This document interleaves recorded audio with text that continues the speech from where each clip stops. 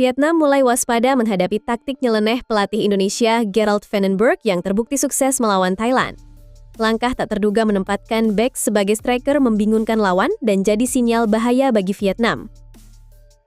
Garuda Muda dikenal fleksibel dalam formasi dan mampu menyesuaikan strategi dengan cepat tergantung lawan. Vietnam menyadari hal ini menyulitkan persiapan taktik mereka dan membuat pertandingan menjadi tidak bisa ditebak. Media Vietnam menganggap Jens Raven belum menunjukkan ketajaman sebagai striker top dan masih terlalu bergantung pada lawan lemah. Namun mereka tetap mengingatkan agar barisan belakang tidak lengah karena Raven tetap bisa berbahaya di kotak penalti. Proses naturalisasi Mauro Zylstra belum menunjukkan perkembangan signifikan dan masih menunggu kejelasan dari DPR. Publik Indonesia harus bersabar karena fokus pemerintah saat ini lebih tertuju pada timnas putri. Final antara Indonesia dan Vietnam akan menjadi adu strategi, bukan sekedar fisik atau pengalaman. Vandenberg dianggap punya potensi besar untuk mengejutkan, sementara Vietnam tetap mengandalkan kestabilan dan disiplin. Federasi Irak melayangkan protes atas perubahan jadwal laga lawan Indonesia karena khawatir pada ketimpangan waktu istirahat. Indonesia pun terjepit dilema karena jika usulan Irak dikabulkan, mereka yang justru dirugikan. Nilai pasar skuad U23 Indonesia unggul jauh dari Vietnam dan disebut sebagai sinyal dominasi baru kawasan ASEAN. Meski begitu, media Vietnam tetap yakin pengalaman dan disiplin bisa menutup kesenjangan ekonomi tim. Final di GBK akan menjadi ajang pembuktian kekuatan generasi muda sepak bola ASEAN, bukan sekedar perebutan gelar. Indonesia unggul dari segi pemain dan dukungan publik, tapi juga harus siap mengatasi tekanan besar. Jangan lupa klik tombol subscribe dan aktifkan lonceng notifikasi agar Anda tidak ketinggalan setiap pembaruan penting dari kami. Simak selengkapnya hanya di Timnas Gol ID.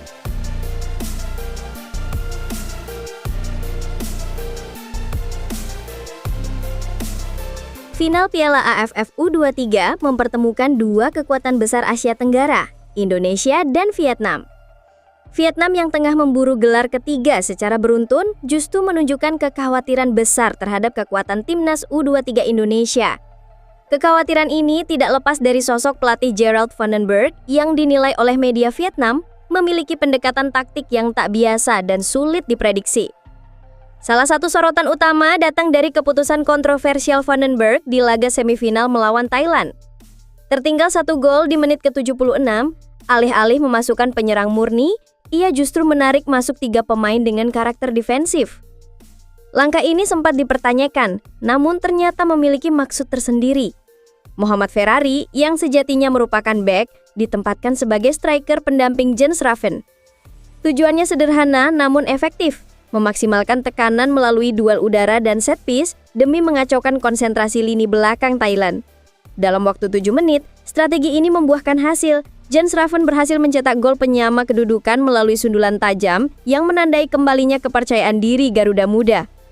Bagi Vietnam, keputusan seperti ini bukan sekadar pergantian pemain biasa. Bongda menyoroti pola berpikir Vandenberg sebagai sesuatu yang berbahaya dan sulit ditebak. Kejutan seperti ini bisa muncul dalam berbagai bentuk, terutama dalam laga penting seperti final.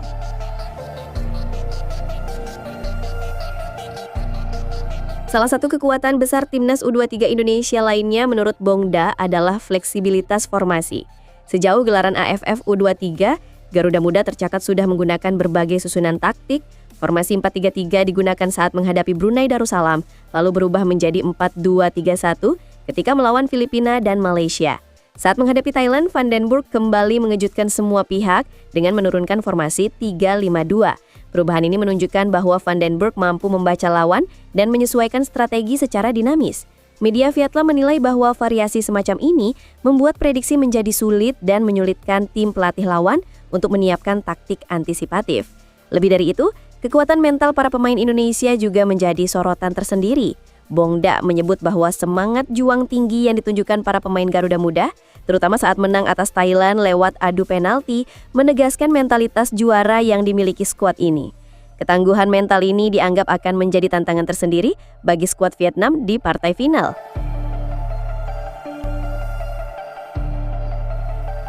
Di sisi lain, striker utama timnas U23 Indonesia, Jens Raven, juga tak luput dari sorotan.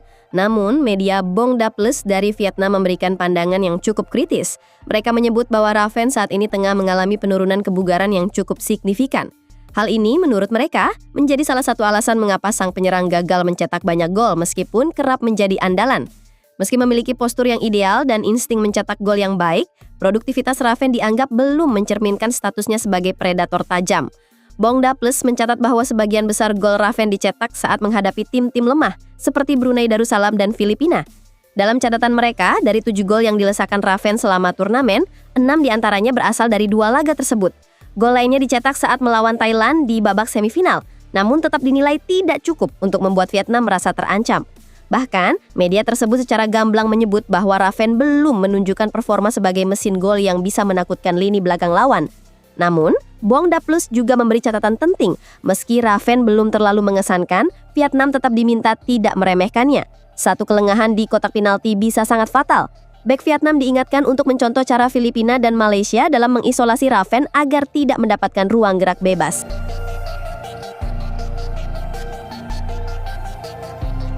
Di tengah euforia menuju final, muncul kabar menarik soal upaya naturalisasi pemain keturunan untuk memperkuat timnas Indonesia. Salah satu nama yang mencuat adalah Mauro Zylstra, penyerang yang kini membela FC Volendam di Liga Belanda. Proses naturalisasi Zylstra sebelumnya diumumkan oleh Ketua Umum PSSI Erick Thohir dan disebut tinggal menunggu pengesahan dari DPR. Namun Dito Aryo Tejo menyatakan bahwa ia belum menerima perkembangan terbaru terkait proses tersebut. Dalam pernyataannya, Dito menyebut akan kembali mengecek sejauh mana dokumen dan proses administratif berjalan. Ia juga menegaskan bahwa belum ada dokumen baru yang masuk terkait 2 pemain yang sebelumnya disebut-sebut oleh Erick Thohir untuk dinaturalisasi. Sementara itu, Dito memastikan bahwa fokus saat ini masih tertuju pada penyelesaian naturalisasi untuk 4 atlet timnas putri Indonesia. Proses Zylstra sendiri masih belum menunjukkan kepastian dan publik harus menunggu lebih lanjut untuk melihat apakah sang striker benar-benar akan mengenakan seragam merah putih di masa depan.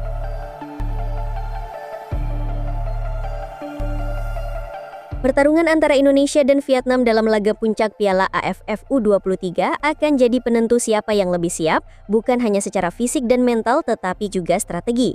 Media Vietnam mengakui bahwa Van den Beek punya potensi menciptakan kejutan besar. Di sisi lain, mereka juga mencoba merendahkan ancaman dari Jens Raven meski tetap menekankan pentingnya kewaspadaan. Final ini akan menyuguhkan duel 2 filosofi, satu mengandalkan stabilitas dan pengalaman, satu lagi bertumpu pada dinamika taktik dan kejutan dari pinggir lapangan. Bagi Garuda Muda, laga ini bukan hanya soal gelar tapi juga pembuktian bahwa sepak bola Indonesia bisa bangkit dengan strategi modern dan permainan yang matang. Vietnam datang sebagai juara bertahan yang mencari gelar ketiga, namun mereka tak bisa mengabaikan kekuatan tim tuan rumah yang semakin kompak. Dengan atmosfer Gelora Bung Karno yang penuh dukungan, serta pelatih yang punya pendekatan taktik tak terduga, Indonesia U23 punya semua elemen untuk memberi kejutan besar di partai final.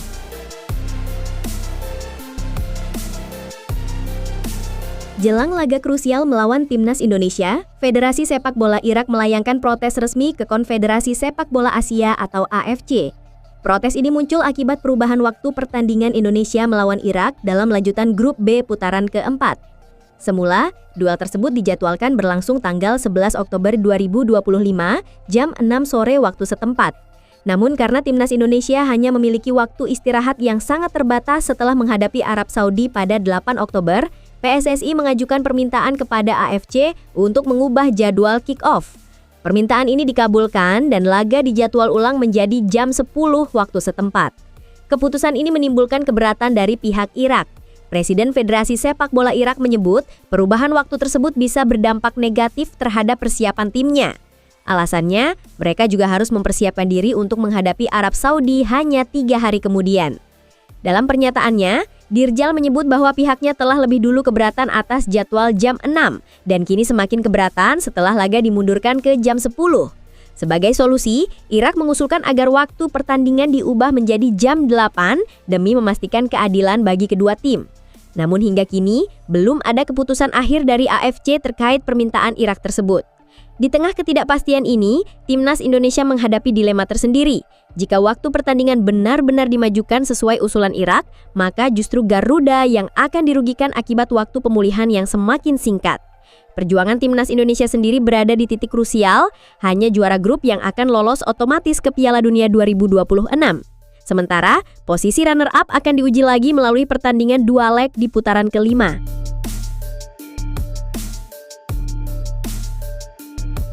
Menjelang final Piala AFF U23, media Vietnam sudah mulai membicarakan potensi kekalahan skuad mereka dari timnas U23 Indonesia. Dalam laporan eksklusif yang dirilis oleh Data Hall, disebutkan bahwa timnas U23 Vietnam telah tertinggal dari Indonesia bahkan sebelum peluit pertama dibunyikan. Bukan karena skor, tapi karena perbedaan nilai pasar pemain yang mencolok. Berdasarkan data dari situs Transfermarkt per 27 Juli 2025, nilai pasar total timnas U23 Indonesia mencapai $3 juta Amerika Serikat. Angka ini menjadikan skuad muda asuhan Gerald van den Berg sebagai salah satu yang tertinggi di kawasan ASEAN. Salah satu nama yang paling disorot adalah gelandang kreatif milik Arema FC, Arkan Fikri. Ia memiliki nilai pasar sebesar $298.000 berkat performa konsisten di Liga 1 musim ini. Tak hanya itu, gelar pemain muda terbaik musim ini semakin mengukuhkan posisinya di skuad Garuda Muda. Di lini belakang, nama-nama seperti Muhammad Ferrari dan Kapten Kadek Arel juga mencatatkan nilai di atas $250.000, memperkuat komposisi tim yang secara ekonomi tampak lebih tangguh. Sementara itu, nilai pasar total timnas U23 Vietnam berada di angka $2 juta. Meskipun lebih rendah dibanding Indonesia, media Vietnam tidak sepenuhnya pesimistis. Mereka menggarisbawahi bahwa pengalaman dan kedisiplinan skuad muda Vietnam bisa menjadi senjata utama. Pemain dengan nilai tertinggi dalam skuad Vietnam adalah Quat Van Kang yang bahkan mencatatkan valuasi lebih tinggi dibanding Arkan Fikri. Media Vietnam juga menyoroti bahwa dukungan penuh dari puluhan ribu supporter Indonesia yang memadati stadion akan menjadi keuntungan besar bagi Garuda Muda. Namun, dalam situasi penuh tekanan, keunggulan semacam ini juga bisa berubah menjadi beban berat bila tidak dikelola dengan baik. Karena itu, fokus, ketenangan, dan kedisiplinan tak kalah penting dibanding sekadar nilai pasar. Pertandingan ini diperkirakan akan berlangsung dengan tensi tinggi. Tidak hanya memperebutkan gelar juara regional, namun juga menjadi barometer kekuatan generasi masa depan sepak bola Asia Tenggara. Di balik angka-angka dan statistik yang tajam, laga ini adalah pertarungan identitas dan masa depan.